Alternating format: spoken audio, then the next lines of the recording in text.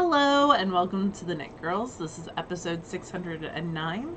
I'm Laura, also known as Lala. I am Leslie, also known as You Won't Call Me Les. It's March 21st, 2023. Laura and I both use the she, her pronouns. I'm trying to thread a needle. I am not, so how about I go first? Cool. I am in the middle of the row, but that's fine. I am knitting on some socks. This is the first one. I just started the ribbing. So I took these with me when I was getting allergy tested, but I didn't get as much knitting as I wanted to get done because I had to keep my arms still because they did all the pricking. So I'm finally started on the ribbing, and this one will be done soon. So this is Mustache in the Big Bend colorway. I'm knitting it. This is the sport base on size 1 needles. And yep, one is done, which is good because, well, almost done because I have that much left. And then I have my second ball, and I wound it backwards, so I'll have to pull from the inside of that one. Mustache. Oh, okay. These were her, like, perfect pairs or whatever. Yep.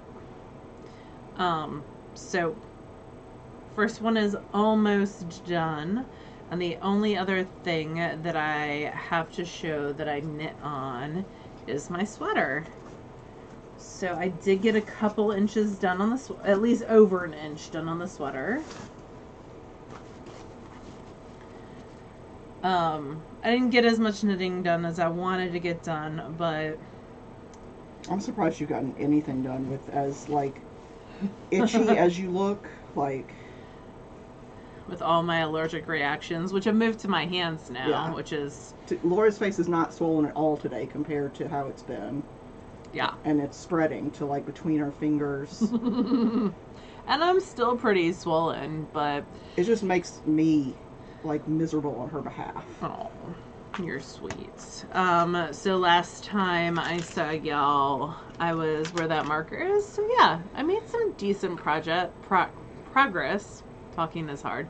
This is the Weekender Light, and oh, I just dropped all my stitches. Oh no. That's okay, I got it.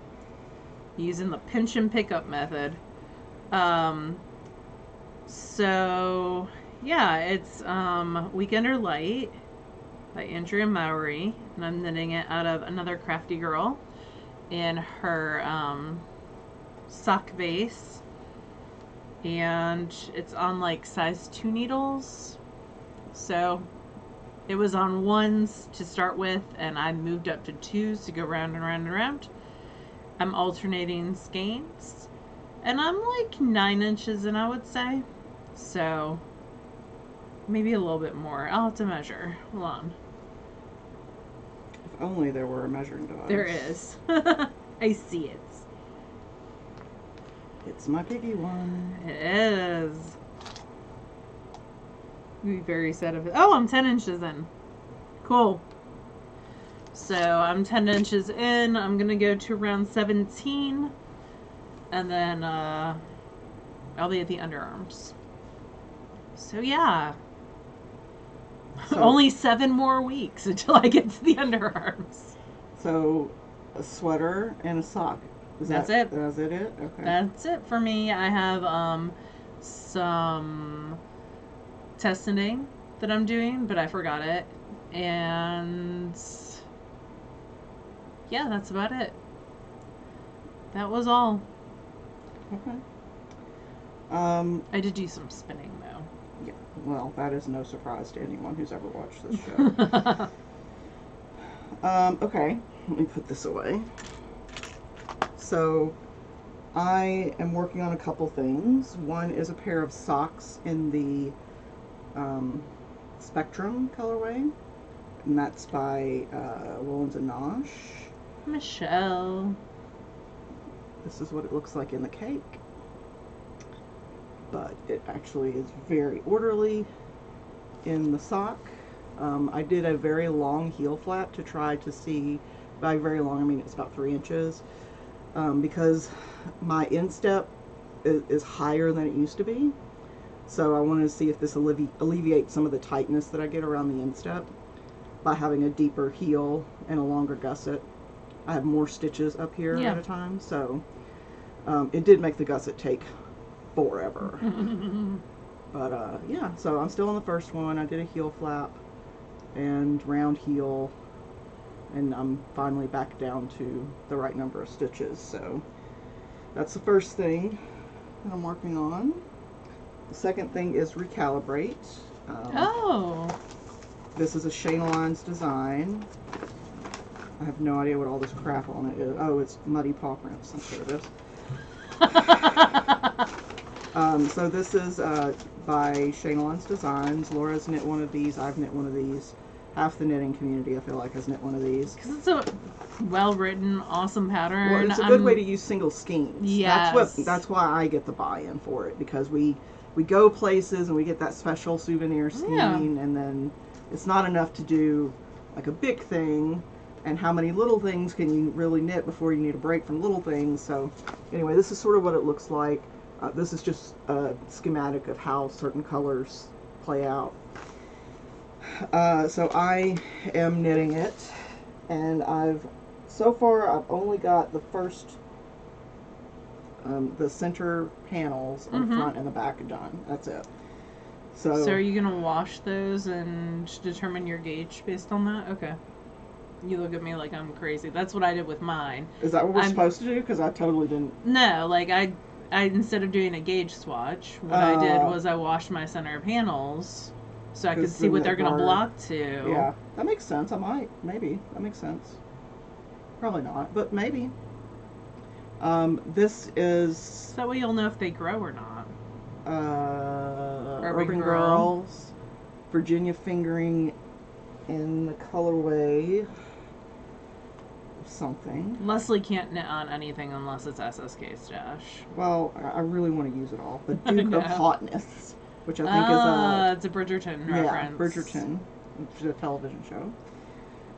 And then I'm going to pair that, I think. I'm still not 100% sold, because I still think this is too close to this, but this is Plies and Hellhounds, and it's a Stellina mix fingering weight in the leather, or leather bound maybe, color. And this is from House of Yarn. House of Yarn is a local shop in Nashville, a local yarn shop, and we always go there whenever we go to Apparently Nashville. There's one of those donut places right by there. Oh, cool. Yeah. The Five Daughters or Three Sisters or whatever it was. Yeah. I can't get you donuts because Mary's not going near the donut place. That's all right. Sorry. So this I got, it wasn't last year, it was at least 2019, possibly before then. See, I see something over there. I think that would work better. So this is Geode. I'm raiding Leslie's stash. So it would be a very neutral, but I still think this is a little bit too close to this one. This is from Suze's stash. This is hazelnuts. I think that would be perfect. This is very, very similar to the slubby base. Yeah, I know. Like it is, but it's a different color. Similar. Yeah, it's a different base. Or that string. Yeah, it's the color. Yeah. Yeah. Navy blue. Because there's blue flecks in there. Teal blue. I think I like the navy better out of these. Well, I don't know. What do you guys think? The turquoisey one is hazelnuts. The blue one is string theory, or the navy-ish one is string theory. So, what do you guys think? Let me know. Let's see. Put those there. Put that back in the bag. What else? Oh, I started a new thing. Your crochet thing? Yes. So this is from the brand new pom-pom that just came out a couple days ago, and the pattern is called Wefan. It's W-E-F-A-N, so I apologize if I'm saying that wrong, by Joanne Fowler, and it's crochet, but it's sort of a woven crochet. I put the link is in the show notes. Our show notes are on our website, which is TheKnitGirlls with 3Ls.com. But this is the sort of woven effect. And as soon as I saw it, I was like, ooh, I need to knit that or make that because it's not knit, it's crochet. So she subscribed to Pom Pom for the year, I which did. I think is a smart thing. Because reliably, there's at least one thing in every pom pom I want to make. Pom Pom always has good Plus, stuff. they're an independent publisher. Like, yeah. I want to support that. So, and this is sort of a cropped top. Here, this is slightly better schematic. Well, I was going to show like just the proportion for folks. So, it calls for 2 different kinds of DK weight yarn and 1 kind of a lace weight yarn, like a fuzzy, like a mohair or Surrey alpaca or something. So what I'm using, this is not SSK Stash because I don't typically buy DK weight like single skeins or anything. But I needed, let's see, for my size, where did the little, oh there it is, my little post-it note. So I needed 423 yards of one kind of DK, 255 yards of another DK, and then 300-ish yards of lace. So I went through my stash and found some Hempathy and what is the silky wool. Silky wool, yeah. And then this will be the lace weight. This is what I made that Saka Suma or that Olga jazzy pattern. Its name I forget. That needs to go in the SSK, like for you to a good home, because I never wear it. But yeah, so this I had to go up 1 hook size. So I think it calls for a 4mm. I had to go to 4.5 to get the right gauge. It's gonna be nice and drapey.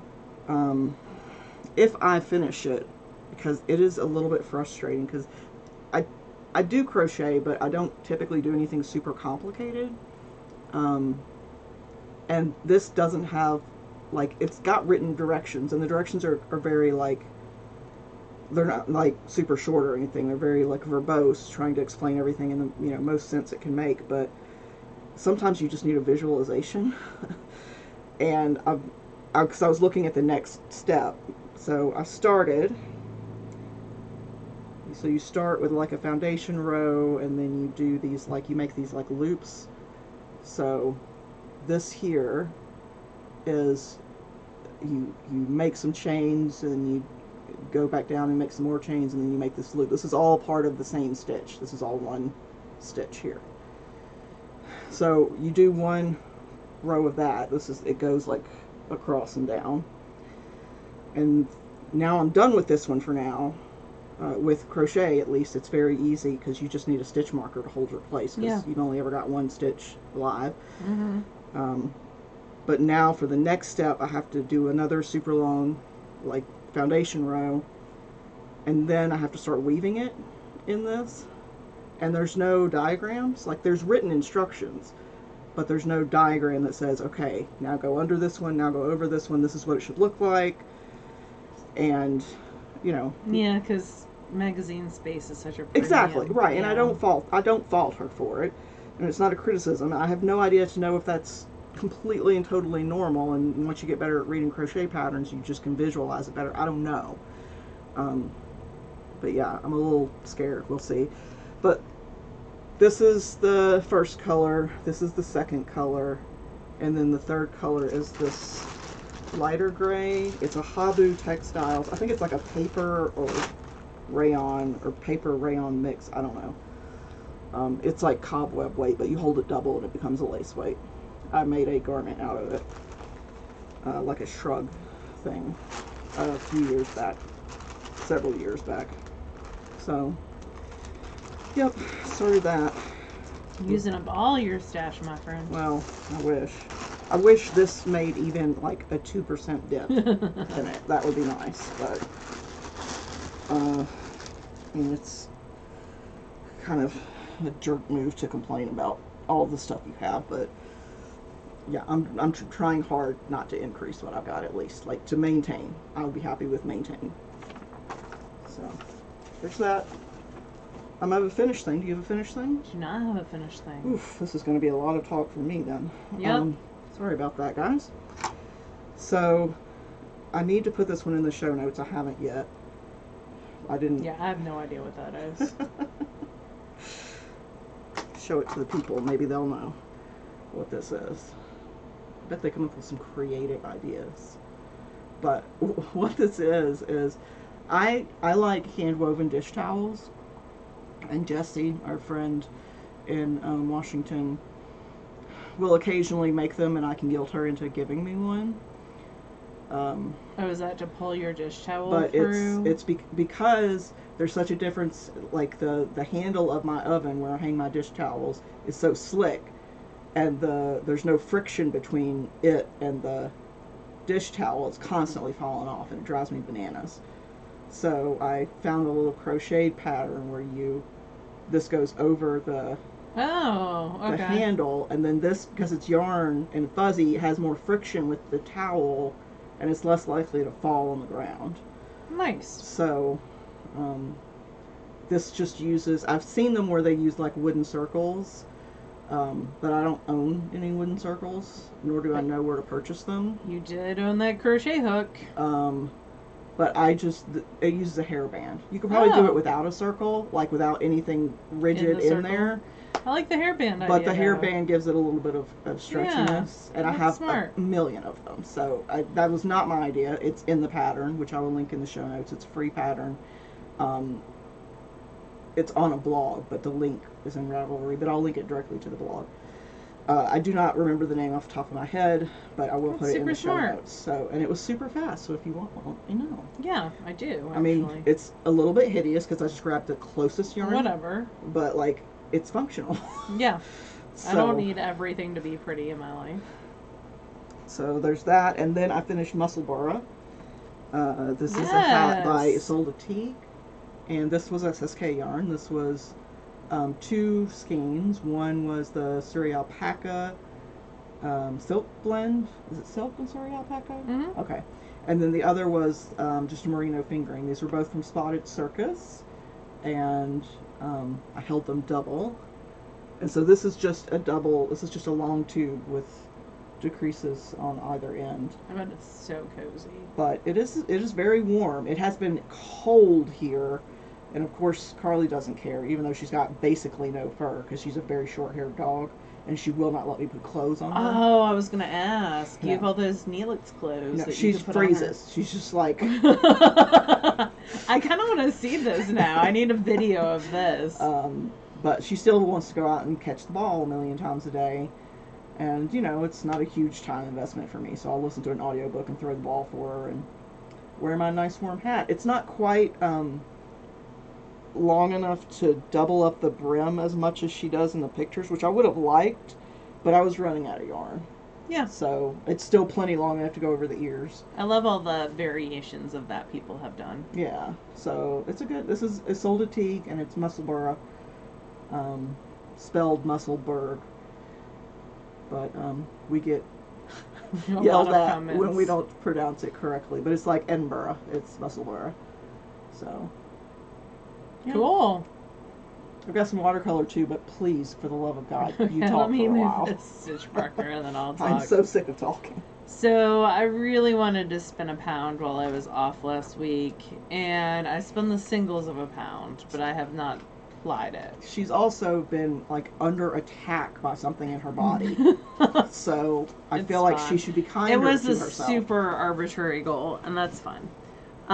So some things that I did get done is I finished my other half of singles for the sweater spin. Wow. So I am doing, originally it was just going to be these 2 bobbins, that's a pound, but I'm actually going to do a 3rd ply of just like it's greens and whites. And 'cause I'm so sick of knitting fingering weight right now. I really want something that's a little thicker, and I think that'll give me around a DK weight. So yeah, that was spun on my starling.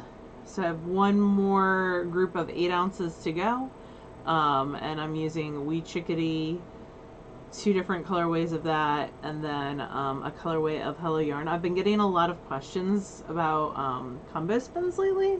So I'll tell you what kind of my philosophy on combo spins when it comes to fiber choices. I try to keep my fiber choices kind of in the same family. So if it is like a fine wool. I try to keep everything within like a 1 inch staple length fine wool kind of spectrum. So this is actually a Falkland and Polworth kind of mashup. And Falkland is a breed of sheep, kind of. It's sheep that live on the Falkland Islands. Like Hog Island. And they there's a lot of Polworth mixed in there, so those are a good one to combine. But I wouldn't combine like I shouldn't say I wouldn't. I would sample if I was combining like a Merino and a Wensleydale. Like your typical combo spin, the staple links are close to each other. Yeah, they tend to stay within 1 inch of each other. So there you go. And I enjoy sampling too, so I tend to sample a lot when I spin. I just did on Instagram a video of me sampling 2 different spinning techniques for what is the name of that shawl? So I'm trying not to itch. Is it Pressed Flowers? Oh, the Amy Christophers, yeah? Yes. So I tried first spinning from the folds. I'm spinning some hip strings from Plyaway. What weight does that call for? DK weight. Okay. It's around 400 yards of the contrast color. And some other things that I spun. Reach into my bag of tricks. I've got the salt and pepper song in my head. So I spun 2 bats from Knit Spin Farm. This is the Color Relativity. I gave you the other half of this. So it's sari silk, metallic sari threads, and targi. So this was the club. December 2022. So this is one of the more recent ones we got. And I spun it on my matchless long draw. I feel like bobbins are going to go everywhere. And then I also spun the November 2022. Look at me catching up. The other one's still on the wheel. It is Sunset Clouds. It's Polworth, Cheviot, and Sari Silk. This is also spun woolen long draw on the matchless. And then the other half of this is still on the wheel There's too. More. There is more. And then I spun the Hello Yarn Club from February, which is a Romney, and it's for the Frozen in Time colorway. So I did do 6 plus 4 is 8 plus another 8. I did 18 ounces, but I didn't ply any of it. So it counts. That's a lot. I did like, I don't know, 2 ounces of spinning this week, and I was like, no, that's it. I'm done. No, I mean, long draw goes super fast. It does. You know that. And I was on a bunch of Zooms. I did a bonus SSK Zoom, so I was able to get a little bit more done. And I'm going to rewind these bobbins too, because I had, for some reason, my wheel was acting weird, and it was on me. The battery pack had reset itself, and I didn't notice because so when I charged it. For those of you who have Starlings and use the battery pack Any Daedalus. Yes, any Daedalus wheel, and use the battery pack that they sell with their wheels, that specific one, I don't know about other ones, has the ability to use different voltages, like to output different voltages, and their wheels work best on a specific one. And so if you're not on that specific voltage, sometimes your wheel can do weird stuff. And that's what was happening. Yeah. I had plugged in my battery pack to charge, and I had Pearl kept unplugging it, so I had to keep plugging it back in, and it like switched to a weird voltage, and I didn't notice, and it did that for me when I was bizarre. using the Blackbird to ply. And I had like cranked the speed all the way up, and it was still too slow for me, and that does not happen for me. Like Laura like lives in the top 10% of speed. I actually only spin at 35% on my Sterling. Well, I'm a slower, much slower. Like I like the flyer to move much slower than Laura does. And it wasn't going fast enough for me, and I finally figured it out that it was like using the wrong voltage. So It happens Yeah, sometimes. for sure. It's just one of those things I need to remember to check. Yeah. Let's see. Oh, I do have some watercolors. I haven't been doing it a ton. Like, typically, the time that I have to do watercolors is when I take a 5-minute break from work, or, um, you know, before work, or occasionally when I'm up here doing something. But a lot of watercolor is like you do a little bit and then you have to wait for it to dry. And like I'm not just gonna sit there and wait for it to dry. Like I'll go do something else and then I'll completely forget I was doing it in the first place. So you have to remember to come back to it. But before that, Laura and I did. Oh, we did for our Patreon. Our fail along, and we did mending. And this one I used a little loom from Alexan Vare. I'll try to remember to put that in the show notes.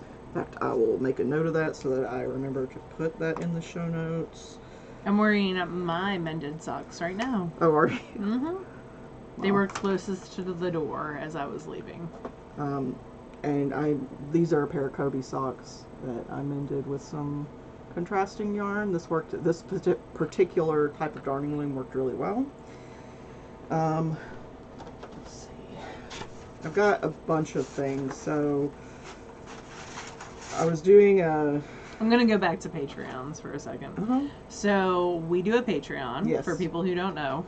Patreon is a way to support individual creators. Not everybody is on there, but tons of people are. If you think like musicians, digital artists, knitters, crocheters, like painters, gamers, all sorts of great folks that you can support on there. It's a way where you can pledge, $1 an episode or whatever. Yep, and we're on there. Stuff. And one of the things we do monthly is a fail along. We're doing 2 this month because I was not feeling well when the other one was scheduled.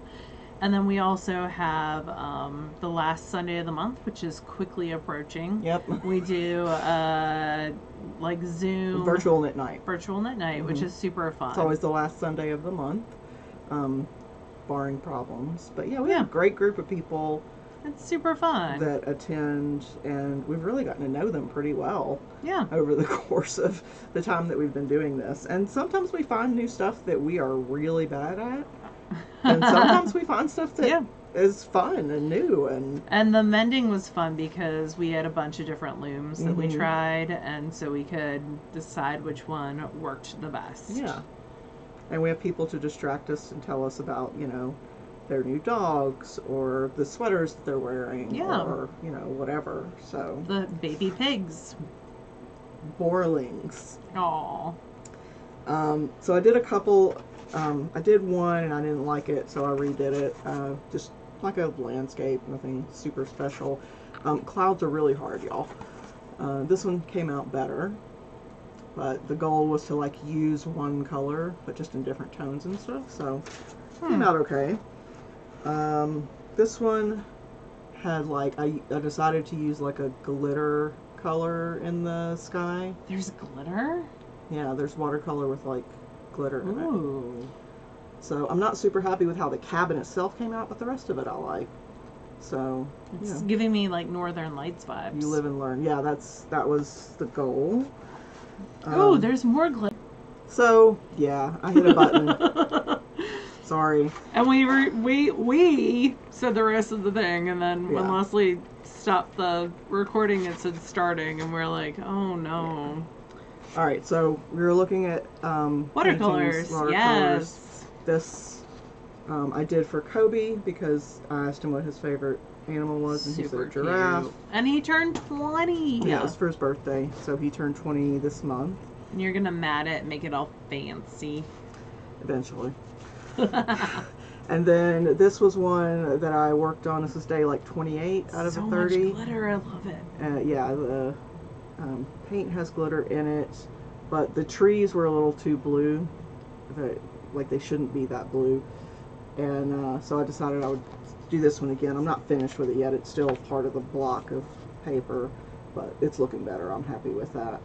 But I still need to do the grasses and dry brush patterns on the thing. So we already talked about spinning, right? Oh. I don't know. Yes. Yes, I made you talk about spinning before I did mine. Yes. Okay, so books.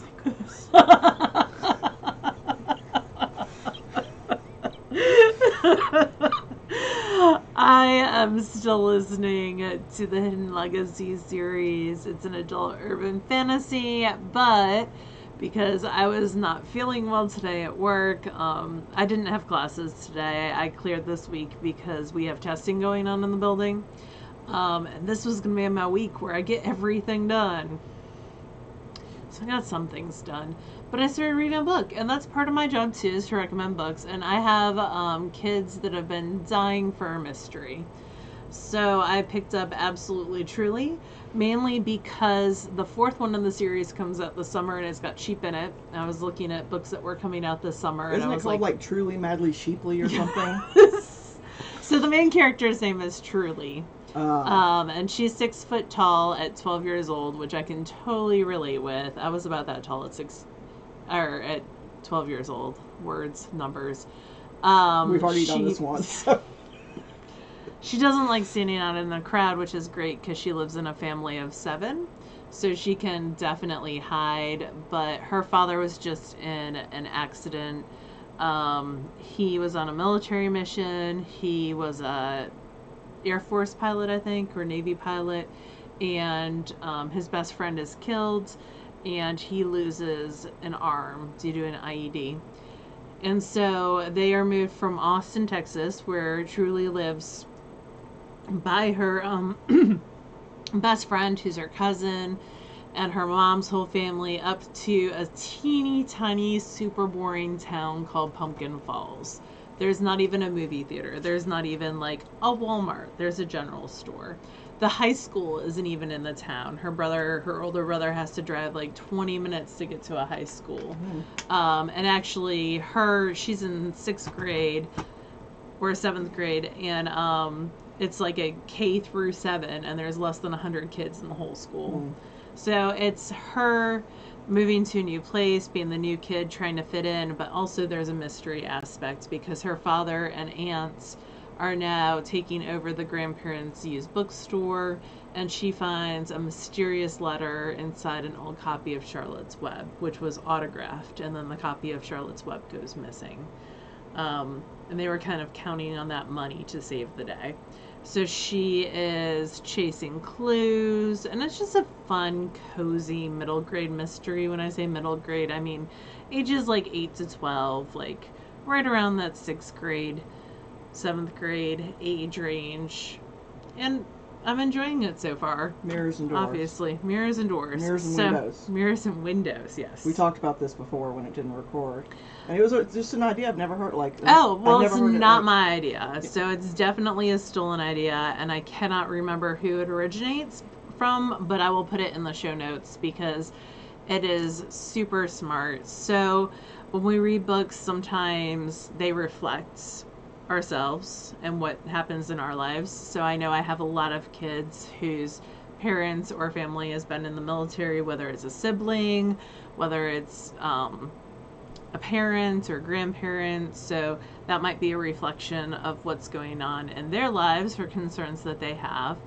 But also sometimes books give us access to kind of seeing other people's lives and gaining empathy for different people's situations and what they're going through. So I might have a kid who has never had anyone involved in the military, but this might give them a feeling of, oh, now I kind of know a little bit, what this type of family is going through, and some empathy for that situation. So, that's Absolutely Truly. I'm enjoying it immensely. I already got book 2 from my public library because I only have book 1 in my school library. But if I'm going to book talk it, I'll probably get the rest of the series as well. And it's been on my shelf for a while, obviously, because now it's on book 4. So it was 2014. So yeah, that is what I am reading. If you're looking for a cozy mystery, middle grade wise, you might want to check it out.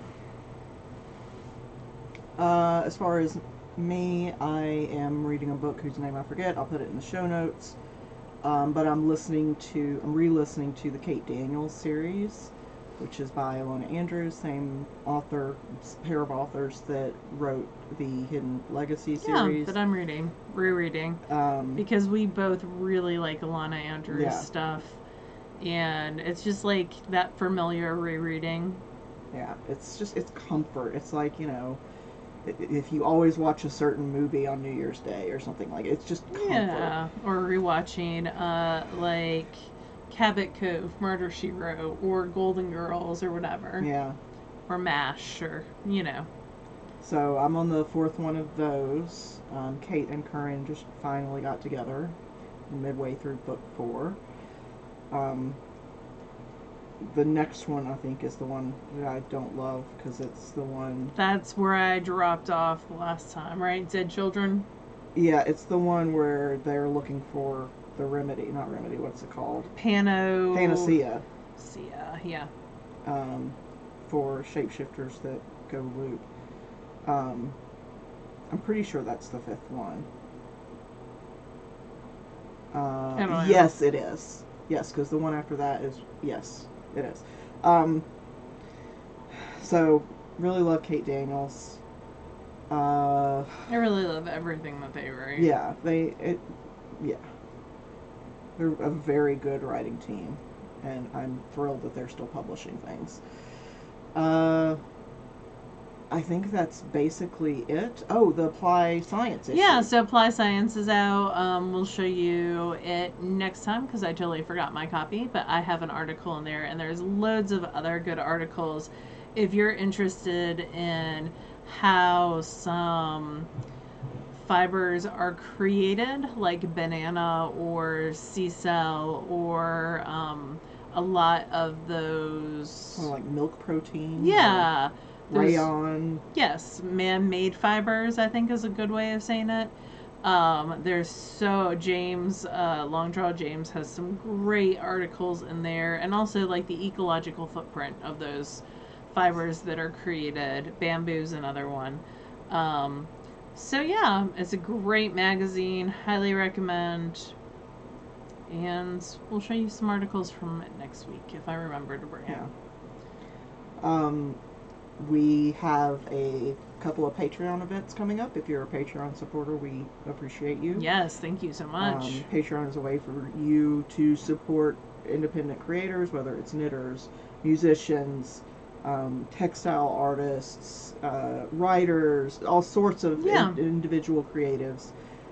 You can support them at many different levels. And we always do a monthly virtual knit night. And that's next Sunday. It's always, when possible, we always do it on the last Sunday of the month. And then we always do a monthly fail along. We're doing 2 this month because last month just got away from us. We did mending, visible mending. Yep, we already talked about that. And then coming up, we're doing perler beads, because Leslie has never done. No, I've seen them like before, but I've never has done them. No. Yep. So we're gonna relive childhood memories for me. For you. Yeah. So that'll be next week. The Friday, the 31st. Yeah, it's up on our Patreon page. It's the day after my birthday. That's true. I'll be older. You will be. Not You'll be wiser. The answer to everything. Yep. Oh, I will be the answer to everything. Yep. That's exciting. So we hope you guys have an awesome week, and we will talk to you again next week. Bye, y'all. Bye, y'all.